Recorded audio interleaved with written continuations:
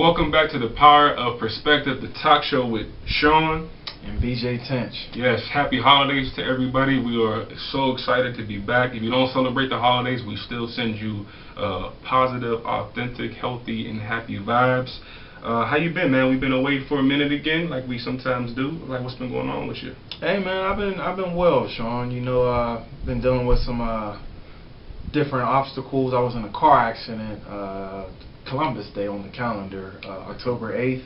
Remember we talking about that? Yeah, man, I got rear-ended, but the Creator looked out for me. I'm healthy again. I'm doing a little bit of physical therapy, and I'm honored to be here. How about you? Well, speaking about that, just in the spirit of, today we'll be talking about growing up. And, whenever you had told me that and you were having some different ailments from the accident, I'm like, dang, well, how's his body? Because, we're still young, but, we're growing up, and it ain't like we're 19 anymore, where we could just take it and, recover in 24 hours. Bounce back real fast. Exactly. Nah, you need some icy hot. Exactly. But I've been well, man. I've been pretty incredible. I'm usually doing well. I always say life is like a stock market because it's up and down, but it's always moving forward. So overall, man, I enjoy the situation that we have in the universe, being Sean and BJ. Yeah. So can you maybe start off by just explaining this topic, the reasons why you wanted to talk about growing up? Sure. If anyone that knows me in my closer circle, they know that I'm a huge fan of pop culture. But when it comes to what we do for a living, Sean, I'm huge on character development. And whether we're talking about television or we're talking about our day-to-day interactions with the fellow man, I'm constantly observing people's character. And one of the most important things in character is, to me, is the arc. And what I mean by arc for all of our viewers out there is there's a point in life where we face an obstacle. It might be a loss of a loved one, might be an increase or a pay raise, right, a raise in general. It might be change in destination. It might be a young person going to college, starting a new journey, getting married. You're constantly moving. Life is very transparent. So what sparked this interest was I'm noticing a lot of young men, as well as men in general, in their 30s and almost in their early 40s, constantly at, I wouldn't call it war, but definitely some competition. Sometimes it's friendly and it turns into a little serious when it comes to... The energy's different. The energy's different. Yeah. Trying to keep up with the so-called trends, the right, lingo, whether we're talking music. It just seems that there's always a constant nag, and I was thinking, well, where's the barometer stick when it comes to evaluating, okay, when do you grow up? And which takes me back to my initial comment about pop culture. Even when you're watching television shows or when we're watching sports in general, your favorite athletes who might have came into their profession at such a young age, right, a boy wonder or wonderkin as they call them, they had to face some obstacles, but we was able to watch that. We was able to observe. We was able to see the Steve Urkel lose his nerdy voice and lose his glasses. We was able to see Will Smith on The Fresh Prince of Bel-Air transition right, from a silly teenager from Philly to a college graduate. Yeah. You know what I mean? Up until now. And now to a 50-year-old man Correct. who's, jumping out. What do you do? Jumping out of a Correct. Parachuting out of a plane. You and I were just talking off the record, Sean, about how this generation seems to remake a lot of films. Yes, absolutely. And I see no problem with that. There's been 3 films that I think that stuck out to me. The Straight Outta Compton, which concentrated on the N.W.A. rap group, the New Edition story, as well as, what was the other one? Oh, the Whitney Houston, Bobby Brown story. Okay. It seems that these documentaries, these shows, these movies, they show us people that we were under and that we were watching, but we watched them grow up. Whether it was for good or bad, we're watching them grow. But all of that's fictional. I started to think, and then I text you, if you remember, okay, that's on television. That's awesome. I enjoyed watching, a good young teenage show. I enjoy watching breakups and people, how they pick up their lives and pick up the pieces. But what about my inner circle? What about reality? What about the men that I'm involved with in my inner circles when we go out and watch a ball game, when does the conversation start to mature, as they call it? Great question. Great question. Thank Great you. question. Great question. And I say that because, I started to think and my brain started to churn. I'm noticing a lot even in my own personal life that some of the individuals that I keep up with to this day, and that I'll send them a text message on a so-called holiday or a child's birthday or whatnot, it all comes back to growth. Like, if we're still talking about not necessarily memories, but the things that triggered us in a negative way, that spirit, are still triggering us, where's the growth? Well, you know what? I've said this, I think, in the past, and that when you look at life on a continuum, birth to death, in most countries, in most cultures, if not all, childhood is the shortest part of human existence, right? Birth to 12, birth to 18, you're only a kid for a short amount of time, right? And the thing about it is that we live in a day, this is why I've done so much writing, this is why I wrote this book, and even though this is not just specific or limited to black males or black females, it seems like our culture, definitely our men, have a behavior, a collective behavior of wanting to make a lifestyle out of childhood, right? It's the shortest part of human existence, but people want to extend childhood now into their 30s, into their 40s, sometimes even into their 50s. Like, so you want to be a kid for half your life, and maybe if you was allowed to, you might want to be a kid for your whole life, right?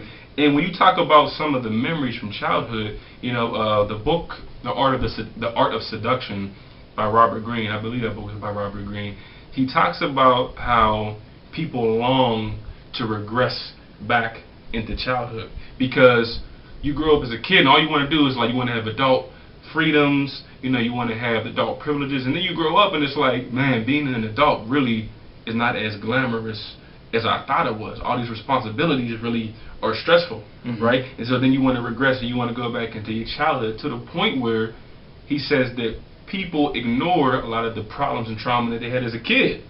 Sometimes the worst things that happen to you happen whenever you're a kid, right? Most definitely. But because adulthood is so freaking tough, so cumbersome, such an abysmal thing for a lot of people, that they want to go back to childhood and ignore all the trauma that they had and just connect with the quote-unquote fun.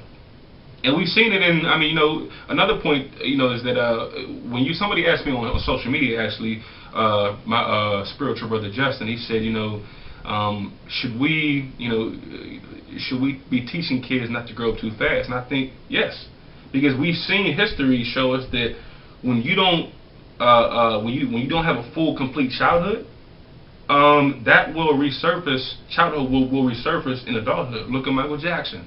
Well, another person. Normally, a lot of our pop stars. Yeah, exactly. Their journey sometimes ends pretty fatal. Yeah. And we fall in the victim of feeling bad for them. But we watched the success, or so we thought it was success, because they were 16 with the fancy cars, right. Constantly being in paparazzi, and more important, they never really had a chance to grow. 16, 17, 15, sometimes 10, 12 doing adult things. So because you never really got a chance to do kid-like things, when you're 25, when you're 32, when you're 40, like oh well, I got the money now, I could build a whole theme park. Or I could buy, instead of having little cars to play with, a kid, I'm gonna buy 50 cars. And I'm not knocking anybody. If you can buy 50 cars, go fine. Do it. Yeah. Well, and if it's smart for you, if it don't, stymie your well-being. But it's like, what we're saying is that the removal of childhood while you're in childhood is only temporary, because it can pop up again. It can be dormant, but it can pop up again later in life. There's no healthy point in making a lifestyle out of childhood. No, and I was going to ask, where does this come back into play for today's show, the topic? Because I feel like that's going in reverse. You see a lot of young folks that might be making, in our opinion, it's their time. It's their time when it comes to the music. Like, if I see a young man that's listening to Travis Scott or that 69 guy, some of these young men, I don't know, these young musicians, but let's just say I'm noticing that they're into the mood. They're feeling that they're grooving, they rapping, they're feeling their music. I have no problem identifying with it because I was once there. Where it becomes awkward in my opinion, is when I'm not only trying to listen to their music, I'm actually overdoing it to the point where, no, that's the point of being an adult. Remembering, remembering. Oh yeah, I do remember listening to that music and me looking like a fool. Right. Or I'm sure the generation before us like, man, this music's whack, or whatever they may have thought. Right. But I'm noticing that there's a crash course, there's a collision course, excuse me, when it comes to, hey man, it's okay to let them live their lives. You don't necessarily have to compete if you're secure in your masculinity or femininity. You know, like if you're secure in who you are as a quote unquote adult, or as the children say, a grown up, why are you in such a, I wouldn't say a hurry, why are you in such a trance to constantly get caught up into all of the youth when that's part of the youth, is to grow up. Yeah, that makes me think about a point that I always like to make. I think I actually put it on social media yesterday, where, younger men cannot learn to be mature from older men who desire to be younger, right? And the same thing with females as well. It's like, how can I learn mature? This is not me, because I had my father, I had my uncle, a bunch of alpha males in my life, manly men. Yep.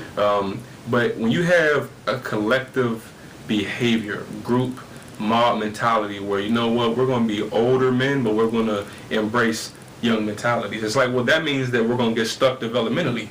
Everybody's going to just be in a state of being 25, or 31 years old, or not even 25, 19 years old. You know what I mean? And I just don't think that it's healthy. There was a quote from Dr. Kunjufu in one of his books about black boys, and he says that black boys arrive at this like behavior and place of militancy without ever having a dialogue with like their elders. You know what I mean? And it's like, when you think that makes sense. Yeah, and when you think of elders, it's like, okay, elders have looked different throughout the decades. Looked different. Do you know Dr. Hotep? I do. Yeah, I remember going to one of his lectures, and it just blew my mind, because he said that back during the Black is Beautiful movement, I think in the 70s, he said even back then, the elders really didn't know what to tell black kids at the time about being black, because they didn't know. And that always fascinated me. I'm like, really, in the 70s? Or like, we think, being 80s babies, we think y'all was conscious back then. Y'all was conscious.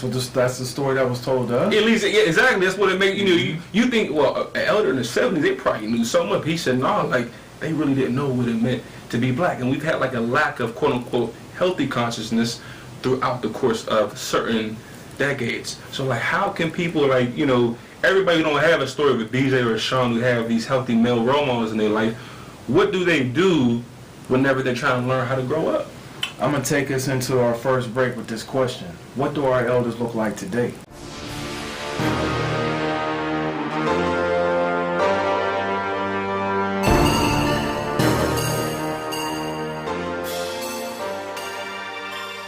Welcome back to The Power of Perspective, Season 3, Episode 4.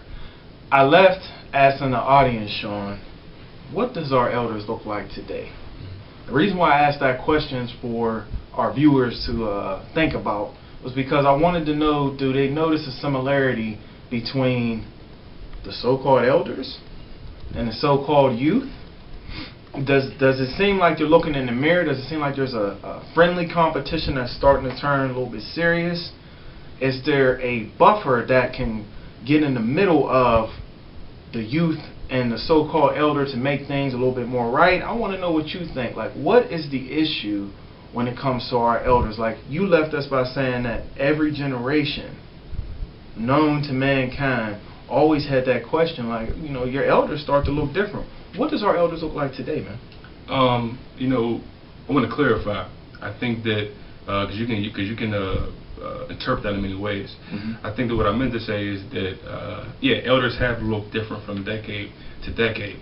At the same time, one of the elders, whenever we think of elder, we always think of somebody old, maybe gray hair, slow moving, old woman. Well, sometimes that is an elder, but one woman like that told me that you could be an elder and be 22 years old if you have the consciousness, right?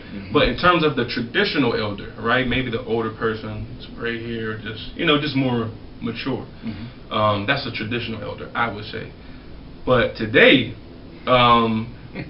I think that, you know, elders might still look the same. If we're talking about defining an elder as somebody with maturity, consciousness, wisdom, right? Now, of course, we can't be so limited and naive to think that all elders are going to look the same. However, hip-hop has had such an impact, which hip-hop now, they say, has overtaken rock and roll and has become the most influential music on the face of the earth. I can see that. Right? If we're talking about what does an older person look like today, a 50-year-old, a 47-year-old, sometimes even a 62-year-old or something like that, because they grew up on some of the music, this rap and hip-hop music, it's unfortunate to me that you have a lot of people in that age bracket who still look like, you know, a high school kid who's, you know, about to go to, like, you know, Club Zoo. From back in the day. You know what I mean? Zoo. And I'm not saying, back, and I'm not, yeah, all right, and I'm not saying, BJ, I'm not saying, B, that, you know, just because you, like, if that's how you want to express yourself, you have the right. You got the constitutional First Amendment right to express yourself how you want to express yourself. Do you think it's a fear, Sean? And I'm speaking on the masculine presence, but I encourage all of our women viewers out there to also take in context this next question. Do you think it's a fear of going maybe into the next stage of life? Like, for example, if there's a 47, 48-year-old man who continues to find himself in all the social media and all the trends, do you think there's a fear of going into that quote-unquote senior citizen stage, that they feel some insecurity or a lack of father? Maybe there's a lack of fathers that never showed them. Yeah, absolutely, absolutely. I mean, you're asking questions right now that, or I want to get your input on it too. Sure. But I mean, you told me something back in the day, right? You said, you know what? When I was 17, I was the man. When I was 24, I was the man. I'm always going to be the man because I'm BJ. And I think that what you're saying is you're comfortable in your own skin. You're comfortable in your own being. When you're not comfortable in your own soul, in your own being, no matter what age it is, you're going to feel some discomfort. And because we live in a day where to be cool, to be in, to be accepted, is to be hip-hop, whatever that means, you could be, if you're having an identity crisis, that's what you're going to be regardless of the change. I think that that's actually one of the greatest sins, is to not be your true self. You can still be the man, like you said. You can still be cool at 40, 50. How do you get to be the man, though? I want to make sure that everybody's paying attention. You get to be the man by going through some type of growth.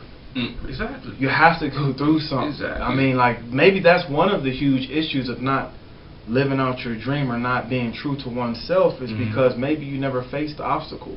Whether we're talking about the fictional world or we're talking about reality, when it comes to character development, I believe there's always going to be an arc. You and I right now are not, quote-unquote, the traditional elders. But to a young man who's 15, one of the things that may intrigue him could be the arc of our lives, you know, our manhood. Meaning, you know, when we went to college, maybe we wilded out, maybe we got into some fights, and we can identify with a younger person on that level, which makes us maybe not your typical or traditional elder. But with that being said, there has to be some flashes of growth and some sustained periods of immaturity. There can't be flashes of immaturity and sustained periods of growth. It has to go either way. Say that again? If there has to be either flashes of growth and sustained periods of immaturity, or vice versa. There has to be flashes of immaturity and sustained periods of growth.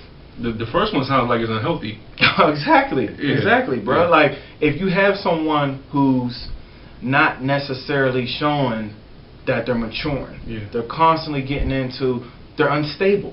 That's basically what I'm saying. Like, if you're unstable, you're constantly going back and forth, you're not quite there yet.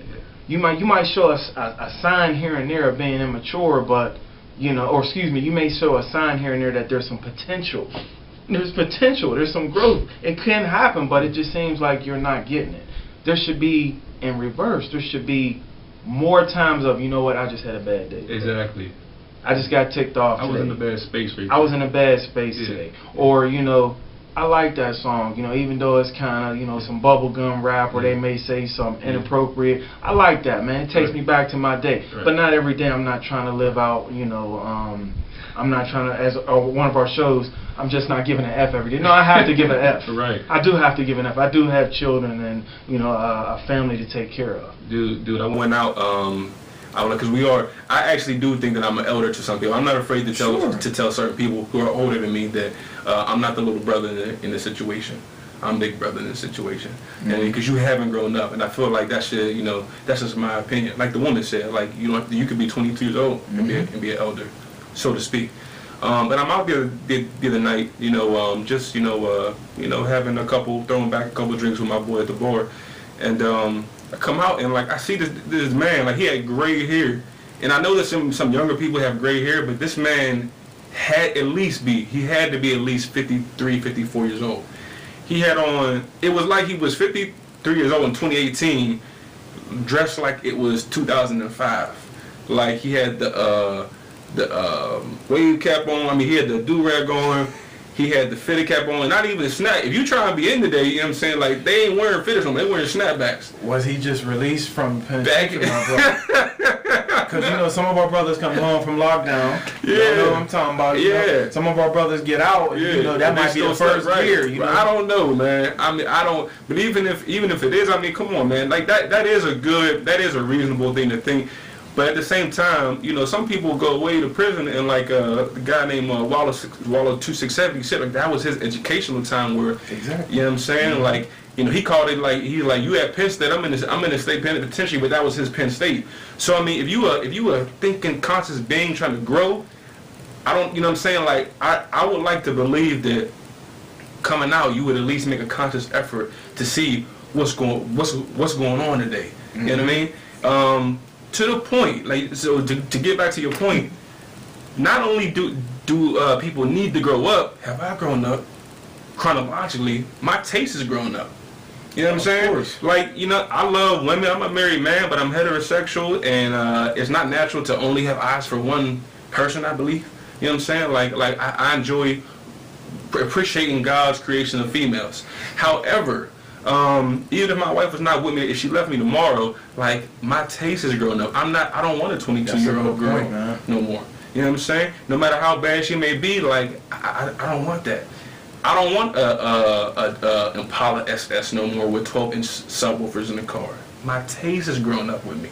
Now, when you talk about your taste, does your inner circles feel the same way? Do they help you grow? Yeah. Did they help you grow? Yeah. Yes. Good. Because I think that you can. We're not gonna be around nobody who's stuck in 2001. Now, because my brothers is probably watching, they know I'm an honest person. Do I think that sometimes that people have what you call it, flashbacks of immaturity? Yeah. Yeah, I do think that people have flashbacks of immaturity, including myself, right? But that's such a great piece you had but our growth has been sustained. Of course. Man, that's such a powerful point now that I think about that in the context of what we're talking about. So at times, we in our early 30s, that's no excuse to have sustained immaturity. And I just got with my fellas Saturday at Main Event over here by the airport in Robinson Township. I've been there. Beautiful place, man. Actually, one of the waitresses also graduated with us. And we were talking about the good old days. We were talking about things that took us down memory lane. But then there came a change in the so-called climate of the conversation. How's your wife doing? How's your children doing? Right. What do you think is going on right here? Whether it was political or spiritual, religious. Yeah. Some of those are controversial at the workplace. And everybody doesn't need to have those conversations. Right. But where there's growth, that's very important, because I can't necessarily hold those conversations at the workplace. Right. I don't like to offend people, but when I'm with my so-called brothers that I grew up with, not growing out, because there's a let's get that off the table too. Yeah. You can grow up with somebody, and you can also grow out. You do know that. I mean, like, that was one of the things that I noticed on Saturday to all the fellas who's going to be watching the show. I was not making any subliminal shots or dissing, as we say, anybody that may have graduated with me in class of 2003. But I was making it very clear, look, you grow out. It's just they, you know, whether it's a dismiss of a text message or years go by. Evolution. Somebody might say evolution, or it's just, look, we're just not into the same things. It happens. One of my points I wanted to make with that, sometimes growth is decaying. Sometimes to evolve is to decay, right? Eventually our life would grow into death, right? The bad thing is that some people speed up the process by their poor decisions and lifestyle choices. Growing is painful. Yes. For some people. Yes. Very painful. That's why it's so important for that arc. Yes. You know, we all, I don't know anybody who's reached a certain age that hasn't been through a painful moment. And if you haven't been, I'll say you're blessed, but your time is coming. My father used to always say that, just keep living. Your day's coming. Yeah, right. Your day is coming. What an elder. Yeah. What a great elder you have. It's just keep living. The important thing is you're supposed to be learning from other people's experiences. That's all part of growth. Yes. But when you're in your youth, whether we're talking, you know, chronological or we're just talking about in general, when you're young, you find yourself always saying, yeah, that ain't me right now. Some people used to say that will never be me. Right. That will never be me that has a such and such disease or financially decaying or financially dead or spiritually dead. Oh, that won't be me. That's because this, that, and the third. Just keep on living, man. Keep on living. Keep on living. Well, B, with that said, let me take us to the second break. We hope that you're enjoying yourself. We hope that you feel obligated, not obligated, but we hope that you feel inspired to stay with us as we bring the show to a close. This is The Power of Perspective with Sean and BJ. We'll be right back. Don't go nowhere.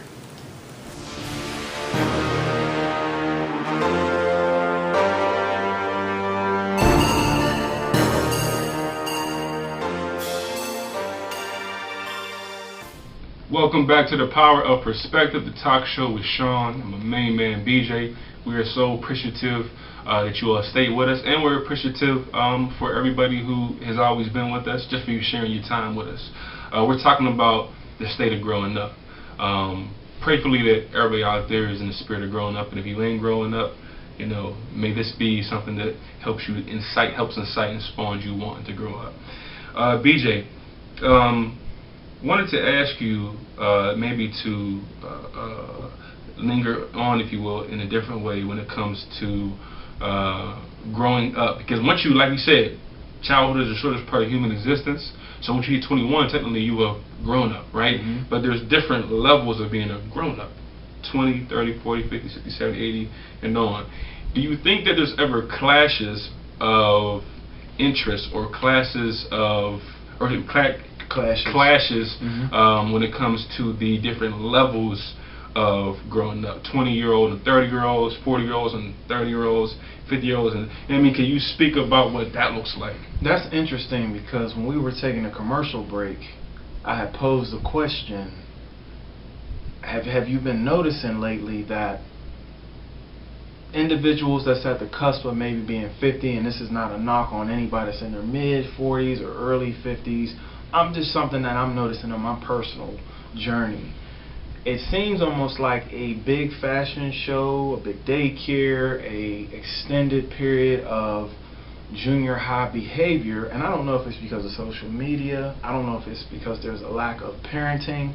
Of course, I could harp on the fatherless society in regards to some of these young men where we were talking about, if you don't have that model or that blueprint showing you what it means to be a grown-up, I'm seeing it now more than ever where there is a large quantity of young folks who happen to be 60. There are babies with mustaches. And I'm not saying that they're mutated in some type of chamber. I'm not speaking on any type of reverse evolution. Funny you say that, because today with the genetic mutation of human beings. Right. And I don't want anybody to take it out of context and run with it saying that I'm, ripping on somebody or trying to make fun. This is in all seriousness. I'm noticing that, when a young man hits 35, and you notice I'm calling him still a young man, because to an 80-year-old, you are a young man. To a 70-year-old, technically, you are a young man. To a 5-year-old. Right. You are a young man in your mid-30s, but I'm having a hard time with being 33 and constantly not being able to determine the difference between a 20-year-old and a 50. Really, exactly. Now, you know, some folks could easily throw back a punch at me and say, well, maybe it's the circles you're in. Yeah, it may be, but I have a hunch that this is going on all different levels. It's not a black thing. It's not a white thing. There is a constant competition for attention. Mm-hmm. And unfortunately, I appreciate you saying that a couple segments ago when you had touched on something I had said. When you're the man, you know, that doesn't change because of so-called status, or if you was a ball player and maybe you got injured, you still walk around like you still that ball player. Some people may call it delusional. Other people may call it that's what makes him successful. It's not just, you know, it's in the eyes of the beholder. And to become that man or that woman, obviously it took some steps. It took some pain and it took some gain for you to get there. But once you get there, there's nothing wrong with trying to pass off that knowledge, those gifts, those blessings, those gems to the next generation. Absolutely. It's not supposed to be selfish, because then it comes back to what we used to say a couple shows ago, like you can have an overload, almost like to the point where you're being greedy. Mm-hmm. You're keeping all your gifts to yourself. You're a gatekeeper. A hoarder. A hoarder. Yeah. A hoarder of the blessings. And I'm speaking on based off our community. I got a feeling that seems to be one of the huge issues. Yeah. You don't want to pass off these lessons. You don't want to pass off any type of stories or any type of knowledge to the next one, because you just want to keep it all for yourself. And normally the people that do that are the little people. Those are the elementary. Those are your daycare. Those are your Jordans and your Brenays and your, you know, toddlers. You know, in that stage where, okay, it's time to share. How do you plan on growing if you never share? Dude. If you're holding on to that anger, if you're holding on to your youth, and then it becomes almost hysterical. You almost become like a walking comic. You're 50 years old and you still holding on to your gifts. Well, guess what? Maybe your gifts is really not gifts anymore. Because when you're blessed like that, there's nothing wrong with aging. Like, exactly. That's why I asked you, is there a fear for some young folk, or excuse me, some mid-age, you know, men and women? Like, you don't want that next stage? Is there a fear of you never becoming the person that you strive to be? Let me actually put some, you know, as many of you may know, if you don't know, I'm a psychotherapist. I'm a master's level counselor, and I love the field of psychology and counseling, in the field of professional counseling. There's actually an entire philosophical, developmental, theoretical model that says, yes, that can occur, right? Erickson's psychosocial development model, which says 8 stages of life. At the last stage of life, which he says is between 55 and 65 up to death.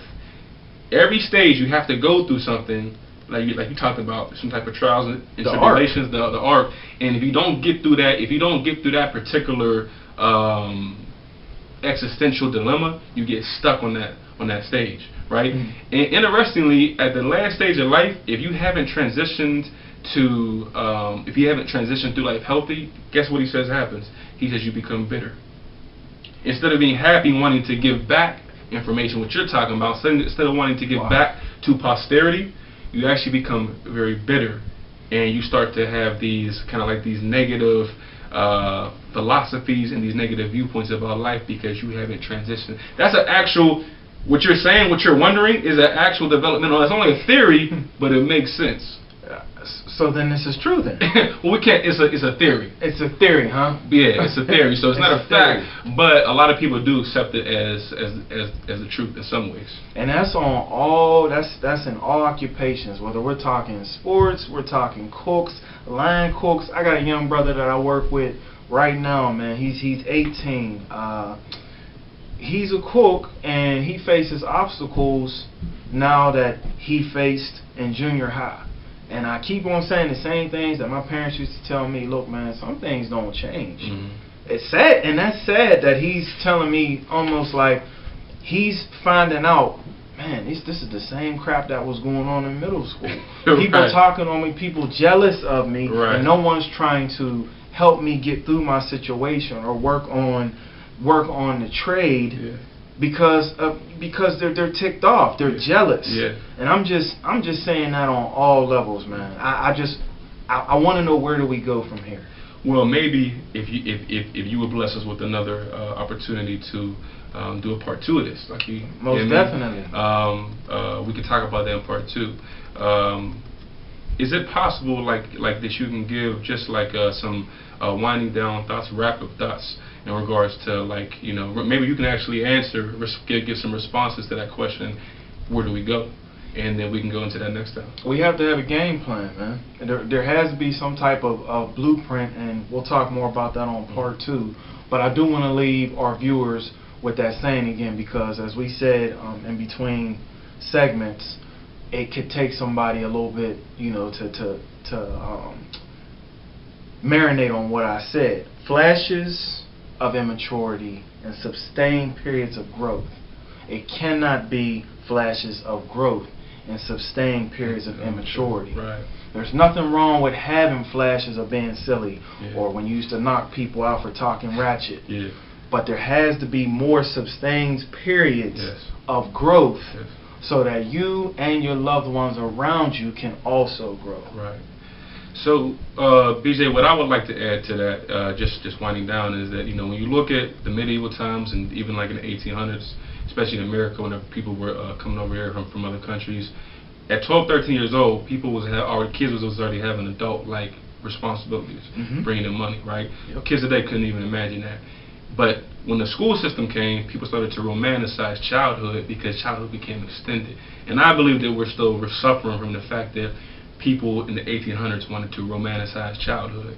So one of the things that I want to just remind you all is that childhood is the shortest part of human existence, and there's no need to make a lifestyle out of childhood. Man, you brought us another great one, man. Thanks, man. I appreciate you, man. You always have some great topics. And with that said, we thank you all very much. Please go ahead and visit PerspectVe.com or get the new book, A Historical Voyage Through the Modern Day African American Male Psyche, off of Amazon or on my website. Please go to BJ's page, Dr. Edwards' page. We're going to bring on a couple new people. We appreciate you for everything, and we're looking forward to having you all back. This has been Sean and BJ with the Power of Perspective. Take care. Peace.